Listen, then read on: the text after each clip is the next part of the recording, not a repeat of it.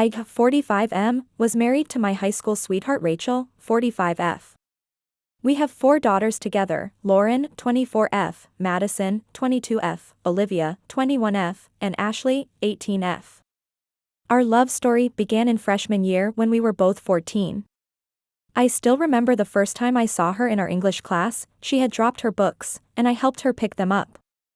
It was like something out of a teen movie, but it was our reality.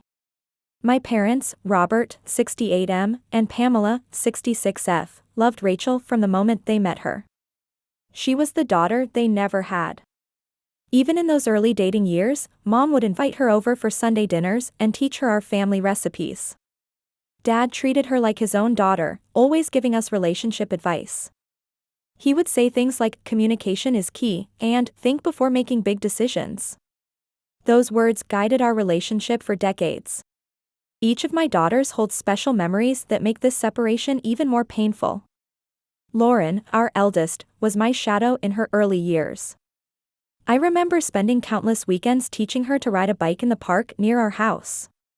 She was determined to learn without training wheels, just like the older kids. When she finally succeeded, her proud smile lit up the entire neighborhood. Now she's a successful lawyer, just like she always dreamed of being.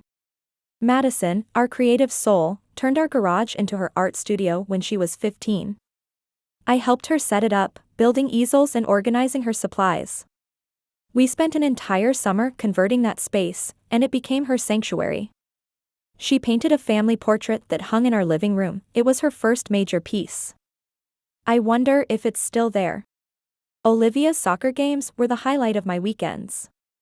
I never missed a single one until I was forced to miss them all. I can still hear her excited voice when she called me at work to tell me about making the varsity team as a freshman. I was the one who taught her to play, spending hours in the backyard practicing penalty kicks. She always said I was her lucky charm at games. And Ashley, my tech-savvy youngest, she was my little coding buddy. We built her first computer together when she was just 10. She was so excited to learn programming that we'd stay up late into the night working on simple games. She had this idea for an app that would help kids learn math through puzzles. We were halfway through developing it when everything fell apart. The early years of our marriage were magical but challenging. When we found out Rachel was pregnant with Lauren during our senior year, we were terrified but excited.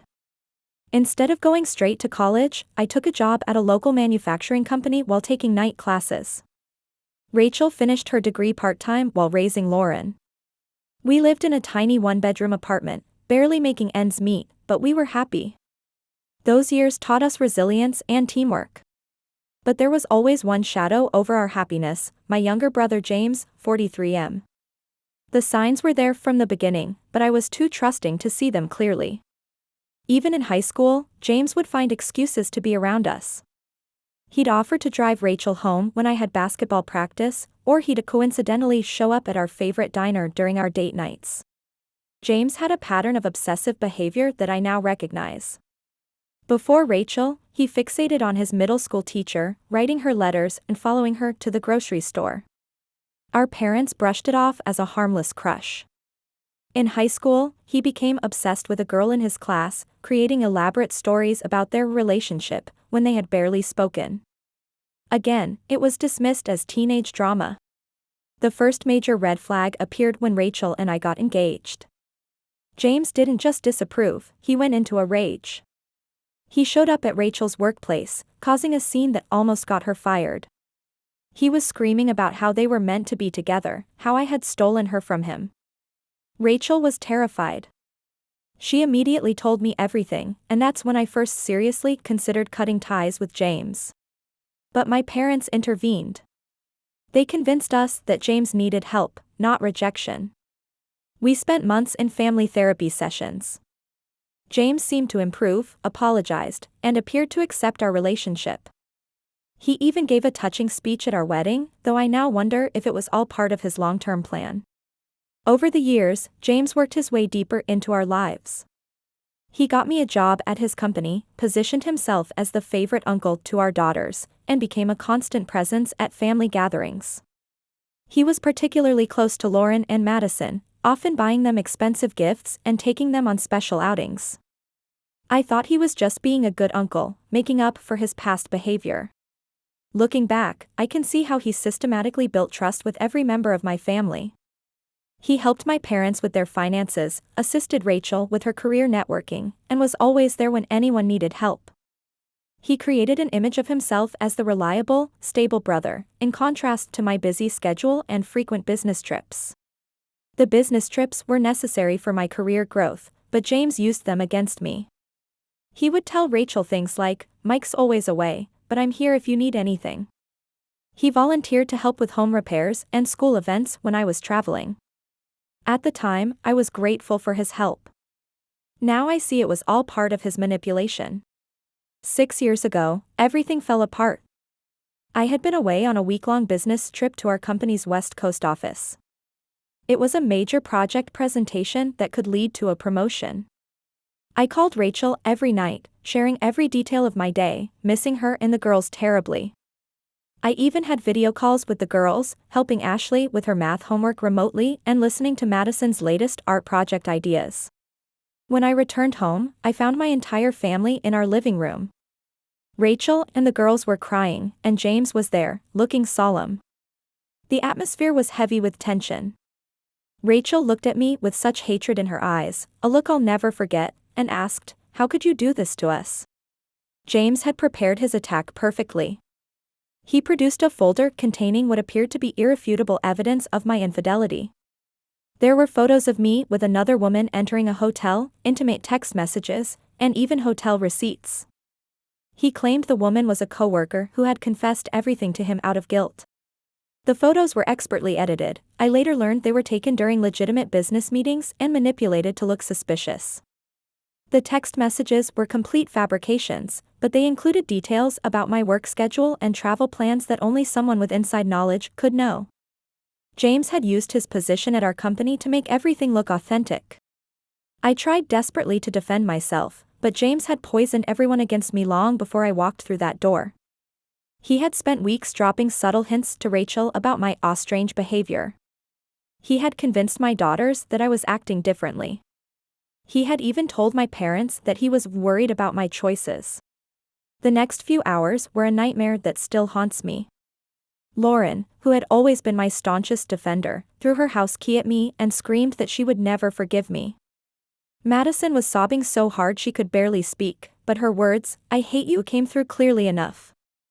Olivia, my athlete, the daughter who used to run to me after every soccer game, couldn't even look at me.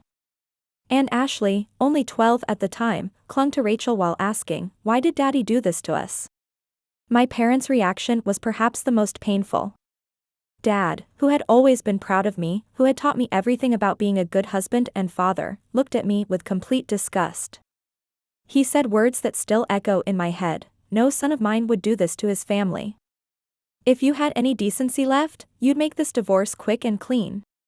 I was kicked out that night with just a suitcase of clothes. The following weeks were a blur of desperate attempts to prove my innocence. I hired 3 different private investigators, spending nearly all my savings. The first PI spent weeks tracking down the alleged other woman, only to discover she had conveniently transferred to another state. The second investigator focused on the hotel receipts but couldn't prove they were forgeries despite finding some inconsistencies. The third PI actually got close to uncovering James's manipulation but suddenly dropped the case without explanation. I later discovered James had threatened his family. The divorce was quick and brutal. Rachel, devastated and angry, wanted nothing to do with me. My daughters blocked my number and social media. The only contact I had was through lawyers. Within 6 months, I lost everything: my family, my home, most of my friends, and even my job. James had been methodically spreading rumors at work, suggesting I had a history of inappropriate relationships with coworkers. Although nothing was official, the stigma followed me, and clients started requesting not to work with me. I moved to a small apartment across town and started rebuilding my life from scratch. The loneliness was crushing. I would sit in my car outside my old house sometimes, just hoping to catch a glimpse of my daughters. Each missed milestone felt like a knife in my heart. Lauren's law school graduation, I watched from afar in the parking lot, unable to approach. Madison's first art exhibition, I sent an anonymous purchase of her favorite piece.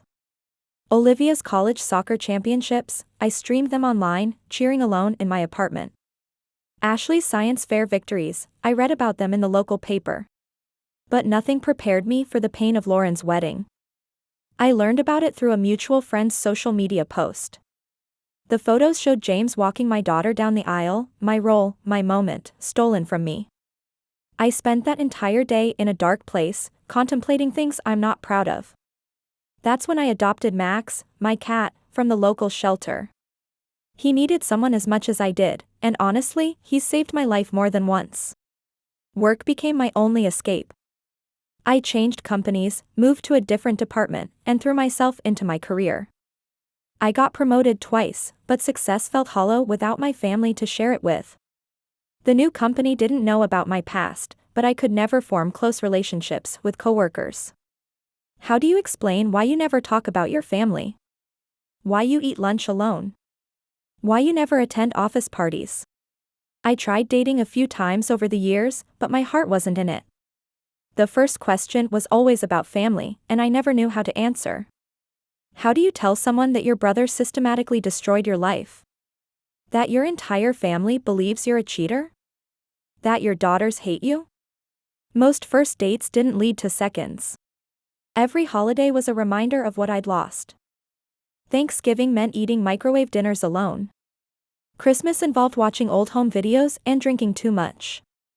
Birthdays, both mine and my daughter's, were the worst. I still bought them presents every year, keeping them in a storage unit because I couldn't bear to look at the unopened gifts in my apartment.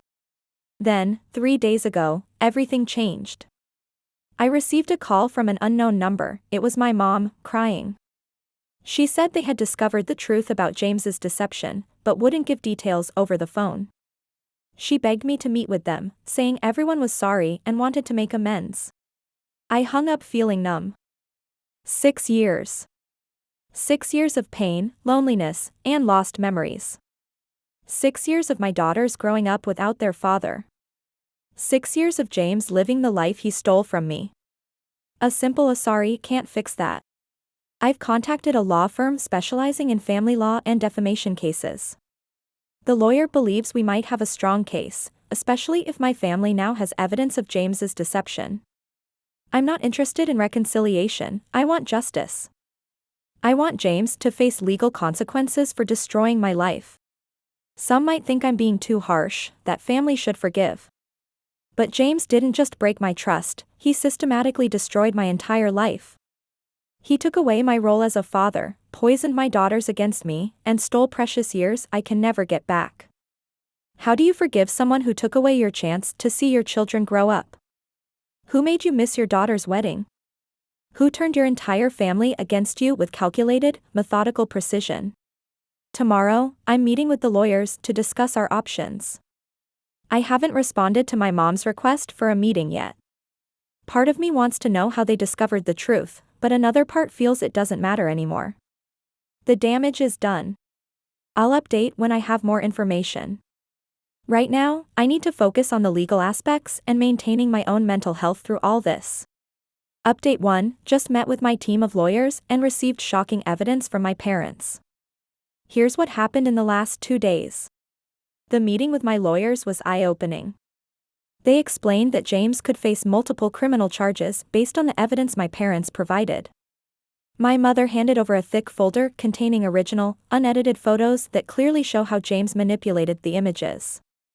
They also discovered email chains between James and a professional photo editing service, along with bank statements showing payments for creating fake hotel receipts. The truth came out in an unexpected way. During a drunk argument with Rachel last week, James accidentally slipped up, saying he didn't plan all this just to lose her now. This comment prompted Rachel to start digging, and she found a hidden email account on their shared computer. The emails contained everything: detailed documentation of his 6-year plan to destroy my life, communications with various people he hired to help him, and even draft versions of the fake texts he created. The police investigation has gained significant momentum. They've already interviewed James's co-conspirators, including the photo editor and the friend who helped create fake hotel bookings. These individuals are now cooperating with authorities, hoping to avoid charges themselves by testifying against James. What's particularly disturbing is James's meticulous record-keeping. Rachel discovered a password-protected journal on his laptop and turned it over to my lawyers. The journal reveals that he began plotting even before my wedding to Rachel.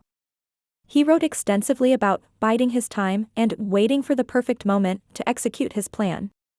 My former employer has launched an internal investigation after discovering that James used company resources to fabricate evidence and threatened several colleagues to maintain his lies. The HR department is preparing a formal apology, and there's serious discussion about compensation for wrongful termination. The evidence keeps mounting. Forensic experts found deleted files showing he had attempted similar schemes twice before but failed to execute them properly. The level of premeditation is staggering. Rachel has initiated divorce proceedings against James and is fully cooperating with investigators. Learning about how he manipulated my daughters has been the most painful part. His journal entries detail his systematic approach to poisoning them against me. He would carefully plant doubts, twist my words, and create situations designed to make me look bad. He even paid one of Ashley's friends to claim they had seen me with another woman. The police raid on James's office today uncovered even more evidence. They found additional forged documents he hadn't yet used, multiple burner phones, and USB drives containing backup copies of his fabricated evidence. They also discovered a list of people he was blackmailing to maintain his web of lies. My lawyers are confident about pursuing maximum penalties. Given the extent and duration of his crimes, they believe James could face up to 15 years in prison, with civil damages potentially reaching millions. They've advised me to decline all contact with my family for now, insisting everything must go through proper legal channels. The investigation has also revealed another victim. 20 years ago, James orchestrated a similar scheme against his college roommate and the roommate's girlfriend. After hearing about my case, this previous victim contacted my lawyers to share his story. I'm staying focused on the legal proceedings rather than any potential reconciliation with my family. The grand jury hearing is next week, and we're filing the civil suit tomorrow. What matters now is ensuring James faces the full consequences of his actions. I'll update when there are significant developments in the legal proceedings. Update 2: the legal wheels are turning faster than expected. After my last update, several major developments have occurred that I need to share. James was arrested yesterday morning at his workplace. An employee had overheard him making calls about destroying evidence, and immediately reported it to both the company's security and police. During the arrest, he tried to delete files from his work computer, but the IT department had already secured everything. His reaction to being arrested was telling. Instead of denying anything, he simply said, "She was supposed to be mine anyway." The grand jury indictment came through today. The evidence was so compelling that they took less than 2 hours to return their decision. The prosecutor called it one of the clearest cases of premeditated malice she's seen in her 20-year career. During police interrogation, James's true nature finally emerged. He completely broke down and revealed additional details about his obsession. Apparently, he had been secretly recording Rachel for years, collecting thousands of hours of footage from hidden cameras in their house. The police are treating this as a separate case of criminal surveillance. The company's internal investigation revealed something even more disturbing. James had been embezzling money to fund his scheme. He set up fake vendor accounts and had been siphoning off company funds for years to pay for the various people he hired to help create the false evidence against me. The company is now pressing separate charges. My daughter's reactions to these revelations have been mixed. Lauren, being a lawyer herself, has been reviewing all the evidence. She called me today, our first direct conversation in 6 years. She couldn't speak through her tears at first. When she finally could talk, she explained how James had manipulated each of them differently, playing on their individual insecurities and fears. Madison discovered that several of her art pieces, which James had claimed to help sell, were actually hidden in a storage unit he rented. He had been stealing her work and telling her they hadn't sold to keep her financially dependent on him. She's pressing separate charges for theft. Olivia found recordings of James bribing her college soccer coach to bench her during important games where I might have shown up to watch. He wanted to ensure I couldn't reconnect with her through sports. The NCAA is now involved and conducting their own investigation. The most heartbreaking revelation came from Ashley. She found diary entries where James detailed how he deliberately sabotaged the coding project we were working on before everything fell apart. He had hired someone to hack and corrupt our work, knowing how much that shared passion meant to our relationship. Rachel's divorce proceedings have unearthed more evidence. Their joint tax returns show he had been hiding significant assets, including property purchased under fake names. The forensic accountants have traced money transfers to offshore accounts dating back to even before our divorce. My parents are devastated by the scope of James's deception. Dad had a minor heart attack when he learned about the hidden cameras in their house too. James had been surveilling the entire family, collecting material he could use for manipulation. He had files on everyone's secrets, weaknesses, and private moments.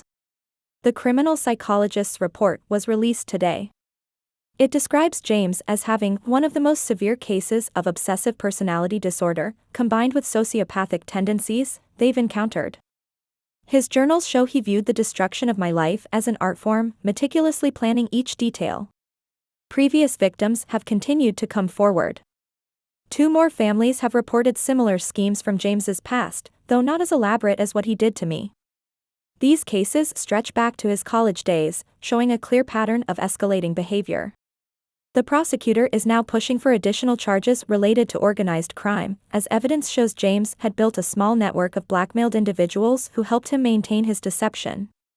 Some were other professionals he had dirt on, others were people he had financially compromised. I've maintained my distance from the family reconciliation attempts, focusing instead on helping build the strongest possible legal case. My lawyers say James's conviction is virtually guaranteed given the mountain of evidence. They're now focusing on ensuring he receives the maximum possible sentence. The story has attracted media attention, but I've declined all interview requests. My focus remains on justice through legal channels, not public exposure. However, several of James's co-conspirators have started talking to journalists, revealing the full extent of his manipulation network.